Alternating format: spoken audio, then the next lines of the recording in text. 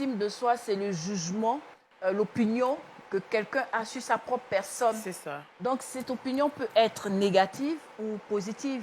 Nous, aujourd'hui, nous allons voir le côté négatif, c'est-à-dire la mauvaise estime.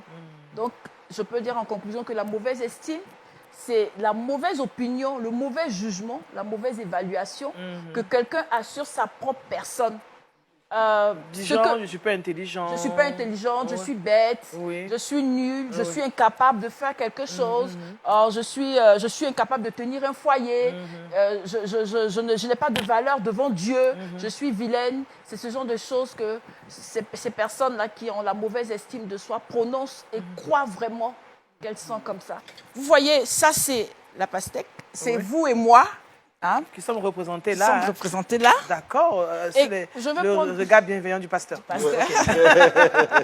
Alors, les instruments qui sont là, c'est ce qu'on nous dit, c'est ce qui cause. D'accord. Alors, je vois que dans une famille, il y a 2 ou 3 frères.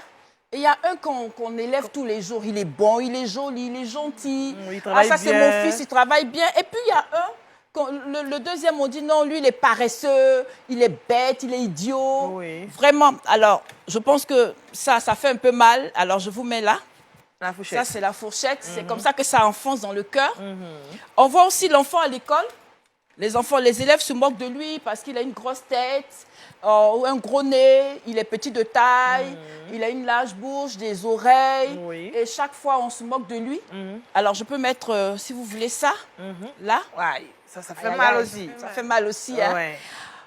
Je peux regarder l'enfant aussi est dans une famille où papa et maman se crient là-dessus. Une famille chaude, bouillante. Il y a toujours des histoires. Il y a toujours des histoires. Le papa crie sur la maman. Le papa abuse verbalement, même physiquement. Et si c'est une fille ou un garçon, ça dépend. Lui aussi, il peut avoir il peut avoir ça dans le cœur. Donc, l'enfant, lui, il peut avoir ça comme ça. Mais la maman, elle aussi, elle a ça, la personne qui est abusée verbalement ou physiquement, reçoit ça là. À l'école, l'enfant aussi...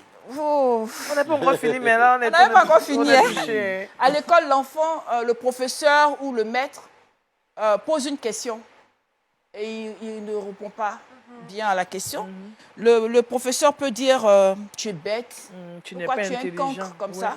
Je vais mettre ça là. Alors, comment ça se passe? Comment ça se manifeste dans la vie? Je vais enlever, même quand tu essaies, tu grandis, ou dans la vie de tous les jours. Je peux même aussi dire, même au travail, hein, les patrons peuvent mal juger quelqu'un. C'est ça. Alors, je veux enlever ça. On enlève, on essaie, on dit, bon, moi, je vais changer, je vais oublier.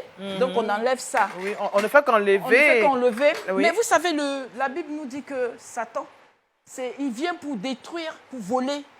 Alors, pendant que tu es là, il y a toujours des traces, tu veux oublier. Lui, il vient avec une petite voix. Quand tu veux faire quelque chose, il te dit, je donne un exemple, il te dit, j'ai vu ce monsieur, je suis amoureuse. Il va te dire, non, tu es incapable. Regarde comment tu n'es pas jolie. Regarde comment tu es vilaine. Et il te dit ça. Et il vient aussi te dire, tu as un travail, tu vas commencer un boulot, il te dit, mais non, ta vie est remplie d'échecs. Et ça, tu vas échouer, tu es incapable.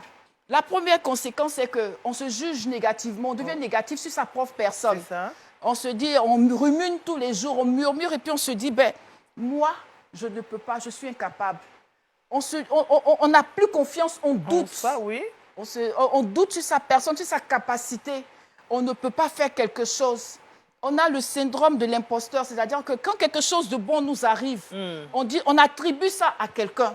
Et c'est très, très dangereux. Alors, comment en sortir? Qu'est-ce que Dieu nous prévoit pour nous? Tu peux me passer, s'il te plaît. Va aider maman Kojo. D'accord. Voilà. Dans le 2e livre de Corinthiens, je pense, la Bible nous dit que si on est en Christ, on est une nouvelle créature. Les choses anciennes sont passées. Et Dieu fait de nouvelles choses. Ça, je veux dire que je veux représenter Christ. Et en anglais, on dit in Christ. If someone is in Christ, il y a la notion d'intérieur. Alors là, c'est l'intérieur. Si tu es à l'intérieur de Christ, tu es une nouvelle créature. Alors, pour être à l'intérieur de Christ, d'abord, il faut croire à ce que Christ a fait pour nous sur la croix. Et donc, si nous sommes à l'intérieur de Christ, si nous avons donné notre vie et que nous sommes à l'intérieur de Christ, regardez un peu. Et que nous sommes cachés en Christ. Oui. Être à l'intérieur, c'est être caché. Tu peux m'aider, s'il te plaît? Félicia, voilà, Félicia. On met là, on va fermer. Voilà. Vous voyez, on ne vous voit plus. Oui, et c'est Christ qu'on voit. Et c'est Christ qu'on voit. Alléluia. Et c'est ce que le Père dit de nous, en Christ, que nous sommes. Parce que si quelqu'un vient en voit, on ne te voit plus, mais on voit ce pot. On dit c'est magnifique, ce pot est magnifique. Oui. C'est de toi qu'on parle. Si tu t'aimes, c'est que tu aimes le Christ, parce que le Christ vit et règne en toi. C'est ça. Et ton but, c'est de l'aimer. Le Christ doit être ta passion. C'est ça. Fait. Donc, aime-toi. Oui. Et puis, l'amour que tu as pour toi-même va déterminer la qualité des relations que tu auras avec des gens. Beaucoup de gens pourrissent les relations avec les autres, tout simplement parce qu'ils ne s'aiment pas eux-mêmes. Donc, s'aimer soi-même, ce n'est pas un péché. Ça fait partie des commandements. Tu aimeras ton prochain comme toi-même. Oh, c'est dans la révélation. Donc, tu ne peux aimer... le degré d'amour que tu donneras à ton prochain doit être proportionnel à ce que tu te donnes à toi-même. Beaucoup de gens ne s'aiment pas eux-mêmes. Ils se dévalorisent, ils ne s'apprécient pas. Et cette illustration, elle est vraiment bonne. Donc, on ne voit plus la pastèque. Oui. On ne voit plus les blessures. Non, non. On ne voit plus les injures. On voit Christ.